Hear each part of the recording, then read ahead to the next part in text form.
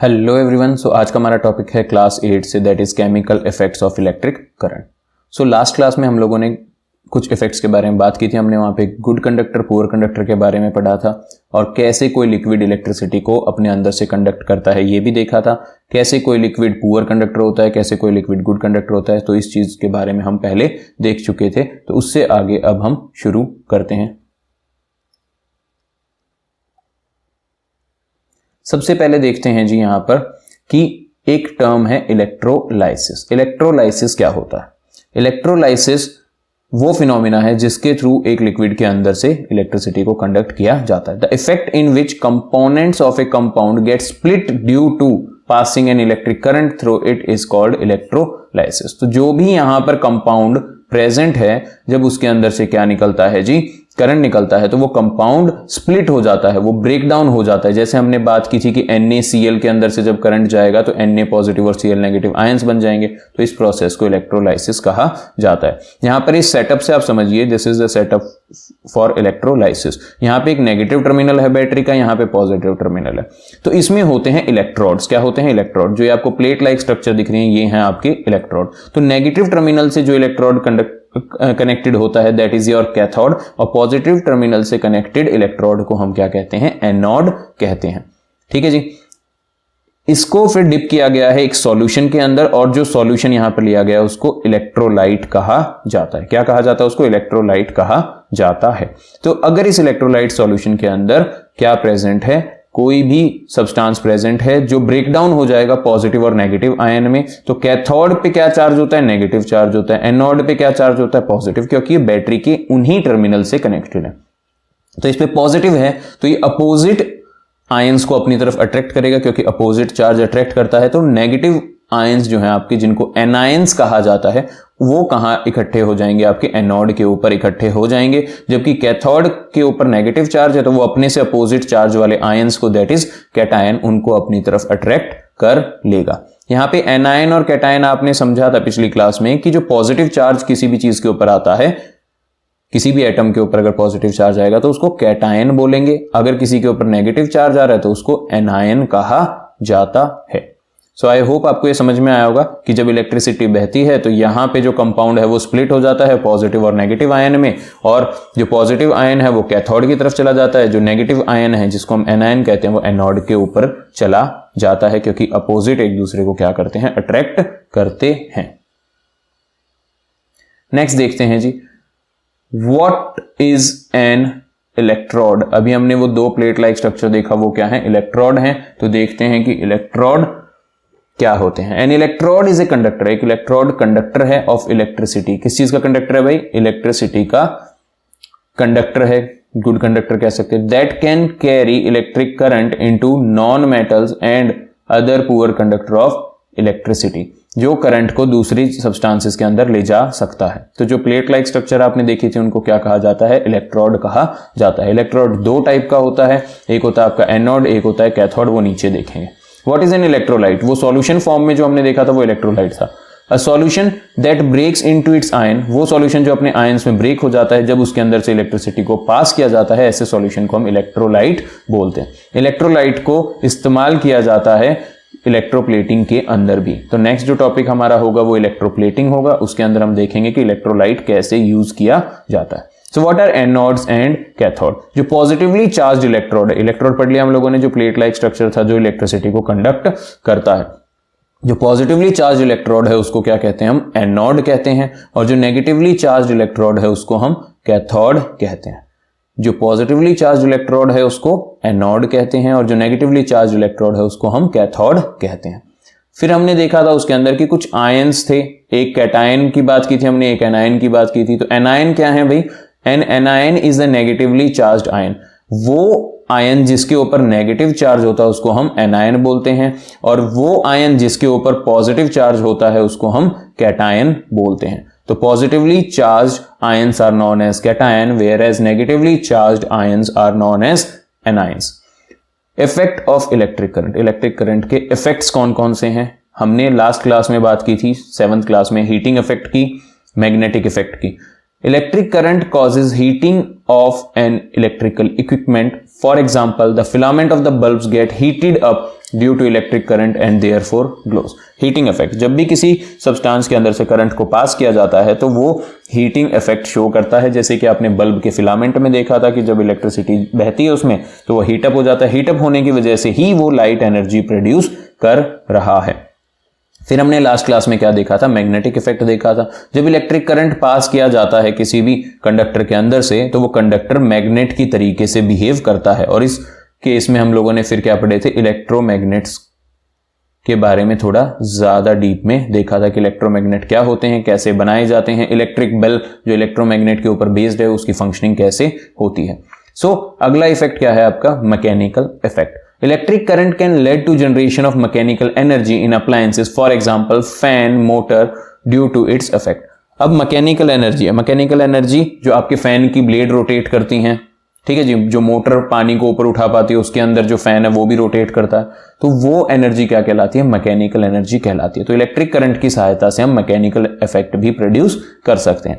Next effect is your chemical effect. Chemical effect जो हम इस चैप्टर में पढ़ रहे हैं क्या है जी, इलेक्ट्रिक करंट क्या कर सकता है, can lead to the production of chemical energy और केमिकल रिएक्शन। तो इलेक्ट्रिक करंट से केमिकल रिएक्शन हो सकती हैं, जैसे हमने ऊपर देखा था कि जो सब्सटेंस है वो स्प्लिट हो जाता है अपने आयंस के अंदर। Next is your chemical effect of electric current, जो हमारे चैप्टर का नाम है, उसी के बारे में हम इसमें डिटेल से देखेंगे, बाकी सारे इफेक्ट हम पहले देख चुके हैं।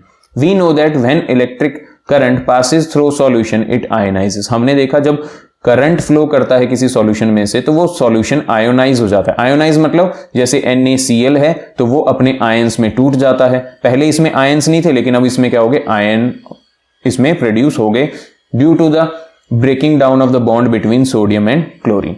तो इससे आयन बन गए। आयन बनने के प्रोसेस को आयनाइज होना कहते हैं, आयनाइजेशन कहते हैं। We know that when electric current passes through solution, it ionizes and break down into ions. Ionize होके अपने ions में break down हो जाता है. This is because of chemical reaction that takes place when electric current passes through a solution. और ये किसकी वजह से होता है, उस chemical reaction की वजह से होता है, जो कब होता है, जब हम करंट को सॉल्यूशन में से पास करते हैं। तो करंट को सॉल्यूशन में पास करने पे केमिकल रिएक्शन होती है जिससे जो सॉल्यूशन है वो अपने आयंस में ब्रेक डाउन हो जाता है। Depending on the nature of the solution, the electrodes and the electrodes used, the following effect can be observed in the solution. तो क्या इलेक्ट्रोड यूज किए गए हैं, नेचर क्या है आपके सॉल्यूशन का, उसके बेस पे नीचे वाले इफेक्ट्स हम देख सकते हैं।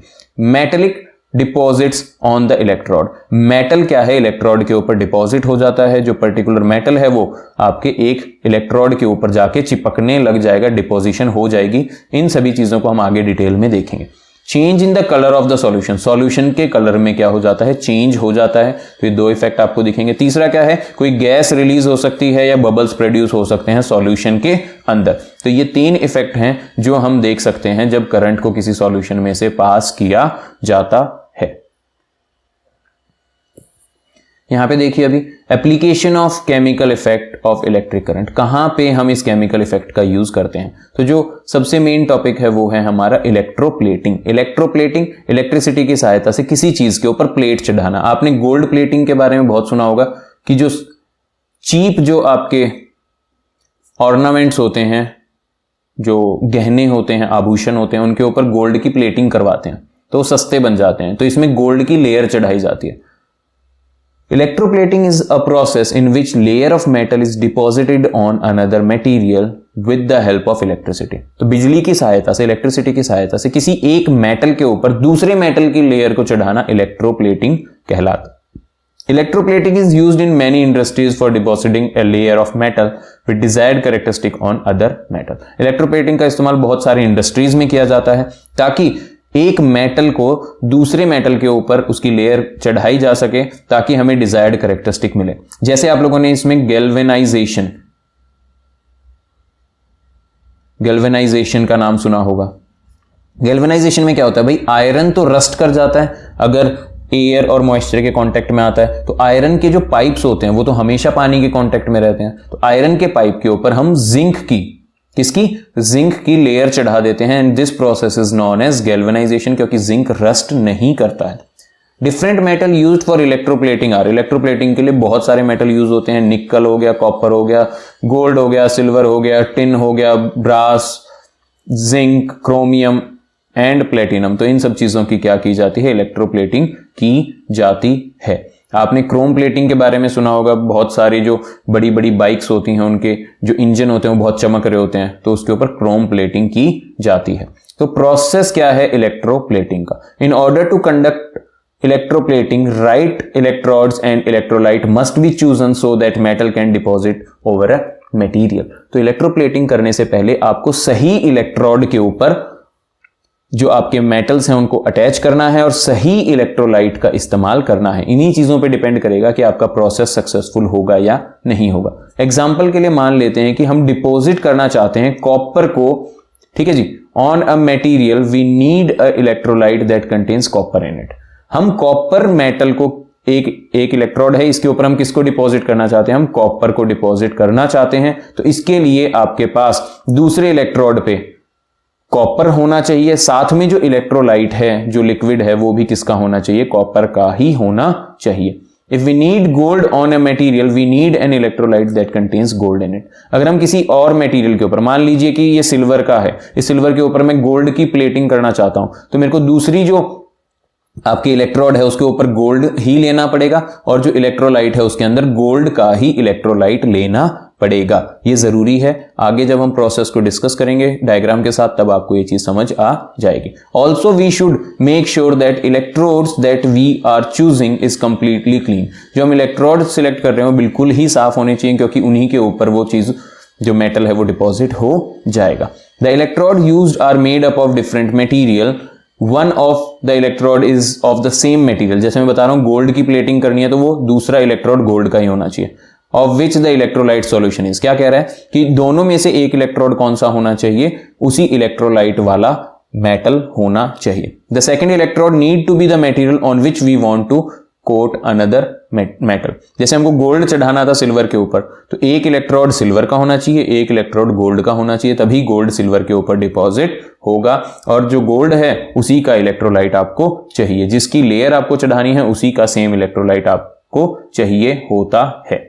So next is your example से समझ लेते हैं। जैसे यहां पे कॉपर का इलेक्ट्रोड लिया गया है और ये कॉपर का इलेक्ट्रोड किस पे लेना पड़ेगा जी, आपको ये कॉपर का इलेक्ट्रोड आपको लेना पड़ेगा पॉजिटिव मींस एनोड के ऊपर, और जो जिसके ऊपर आपको ये कॉपर डिपॉजिट करना है उसको कहां लेना पड़ेगा, आपको कैथोड पे लेना पड़ेगा। कैथोड क्या होता है, आपका नेगेटिवली चार्ज इलेक्ट्रोड होता है, जो यहां पे ब्रास का लिया गया। तो अब कॉपर की क्या करेंगे, लेयर चढ़ाएंगे हम किसके ऊपर, ब्रास के ऊपर। ठीक है जी, यहां पर देख लेते हैं एक बार क्या कहता है। In case we want to plate copper upon brass, हम ब्रास के ऊपर कॉपर की लेयर चढ़ाना चाहते हैं, तो एक इलेक्ट्रोड किसका होना चाहिए, कॉपर का, और दूसरा इलेक्ट्रोड किसका होना चाहिए, ब्रास का होना चाहिए। और जो इलेक्ट्रोलाइट है वो उस मटेरियल का होता है जिसकी लेयर चढ़ानी है।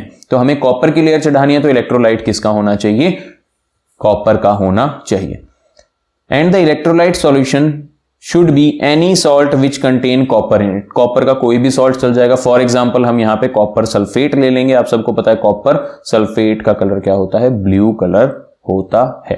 ठीक है जी, consider the diagram given below that describes the process of electroplating of copper. ये डायग्राम से समझिए अब क्या होता है, मैं आपको एक्सप्लेन करता हूं कि जैसे ही करंट फ्लो करेगा, हमको पता है करंट पॉजिटिव टर्मिनल से नेगेटिव टर्मिनल की तरफ फ्लो करता है, और जब करंट ऐसे पॉजिटिव टू नेगेटिव टर्मिनल की तरफ फ्लो करेगा तो वो इस सॉल्यूशन के थ्रू फ्लो करेगा। तो यहां पर आपने क्या लिया है, कॉपर सल्फेट लिया है। क्या लिया है, कॉपर सल्फेट लिया है। तो जैसे ही करंट पास करेगा इस कॉपर सल्फेट में से, कॉपर का +2 आयन और सल्फेट का 2 नेगेटिव आयन, ऐसे ये अपने आयंस में डिसोशिएट हो जाएगा। कॉपर सल्फेट हमने बात की थी, करंट जाते ही जो ये इलेक्ट्रोलाइट है ये अपने आयंस में डिसोशिएट हो जाता है। तो कॉपर का जो आयन बना है ये पॉजिटिवली चार्ज है, और हमने क्या बात की थी कि जो पॉजिटिव चार्ज है वो नेगेटिव इलेक्ट्रोड पे इकट्ठा हो जाएगा और जो नेगेटिव चार्ज है वो पॉजिटिव इलेक्ट्रोड पे इकट्ठा हो जाएगा। तो जो कॉपर है जिसपे +2 चार्ज है ये कहां डिपॉजिट हो गया भाई, ये आपके नेगेटिव इलेक्ट्रोड पे इकट्ठा हो गया, that is your cathode. Cathode पे नेगेटिव चार्ज है तो कॉपर कैथोड के ऊपर जा रहा है। और हमने क्या बात की थी, कैथोड पे क्या है, ब्रास है, और हमें ब्रास के ऊपर ही तो कॉपर की लेयर चढ़ानी थी। तो कॉपर कहां डिपॉजिट होने लग गया, ब्रास के ऊपर डिपॉजिट होने लग गया। अच्छा जी, अब क्या हुआ कि यहां से जो कॉपर है, यहां से जो कॉपर है वो तो चला गया किसके ऊपर, आपके कैथोड के ऊपर। तो अब सॉल्यूशन के अंदर तो सिर्फ सल्फेट आयंस रह गए, है ना, क्या रह गए, सिर्फ सल्फेट आयन। तो अब क्या होगा, यहां पे हमने कॉपर का क्यों लगाया था, अब ये कॉपर जो इस इलेक्ट्रोड में प्रेजेंट है, आपके एनोड में जो कॉपर प्रेजेंट है, कॉपर मेटल प्रेजेंट है, अब वो धीरे धीरे डिसॉल्व होगा। कैसे डिसॉल्व होगा भाई, जितनी अमाउंट में इस सॉल्यूशन में से कॉपर जाके आपके कैथोड के ऊपर डिपॉजिट हुए थे, मान लीजिए 1000 कॉपर के आयंस डिपॉजिट हुए थे, तो यहां से कॉपर के 1000 एटम्स टूट के कहां आ जाएंगे, इस सॉल्यूशन में आ जाएंगे। तो कुल मिला के हो क्या रहा है कि यहां से डिसॉल्व हो रहा है कॉपर जो सॉल्यूशन में आ रहा है, और सॉल्यूशन से उतनी ही अमाउंट में कॉपर किस पे डिपॉजिट हो रहा है, कैथोड के ऊपर डिपॉजिट हो रहा है। तो अल्टीमेटली ये वाली पूरी क्या हो जाएगी, इलेक्ट्रोड खत्म हो जाएगा, इसके ऊपर उतनी ही मात्रा में कॉपर डिपॉजिट हो जाएगा जितनी मात्रा में यहां पे कॉपर खत्म होगा, लेकिन सॉल्यूशन एज इट इज ही रह जाएगा। So this is the process of electrolysis, electroplating. Electroplating में आप इसको समझ सकते हैं अच्छे से जी। Out of these two electrodes, इन दोनों इलेक्ट्रोड्स में से जो कॉपर इलेक्ट्रोड है वो एनोड के ऊपर मतलब पॉजिटिव इलेक्ट्रोड पे लगाना है, क्योंकि current positive to negative terminal flow करता है, और जो ब्रास इलेक्ट्रोड है उसको कैथोड के ऊपर अटैच करना है, नेगेटिव इलेक्ट्रोड के ऊपर। जब इलेक्ट्रिसिटी पास की जाएगी उस सॉल्यूशन में तो कॉपर सल्फेट है वो ब्रेक डाउन हो जाएगा उसके आयंस में, तो कॉपर आयन बनेंगे और साथ में क्या बनेंगे, आपके सल्फेट आयंस बनेंगे। जो कॉपर आयंस है उनके ऊपर पॉजिटिव चार्ज है, इसीलिए वो cathode that is negative charge की तरफ अट्रैक्ट होगा, और ब्रास जो आपने ब्रास इलेक्ट्रोड है जो आपका क्या है, कैथोड है, उसके ऊपर डिपॉजिट हो जाएगा। जबकि जो सल्फर आयन है वो क्या है भाई, नेगेटिवली चार्ज है, तो वो कॉपर इलेक्ट्रोड की तरफ मूव करेंगे। इस वजह से क्या होगा, एज ए रिजल्ट जो कॉपर है वो डिपॉजिट हो जाएगा ब्रास इलेक्ट्रोड के ऊपर, और इस प्रोसेस को इलेक्ट्रोप्लेटिंग कहते हैं। और कुछ टाइम के बाद आपको ब्रास के ऊपर कॉपर की लेयर देखने को मिल जाएगी।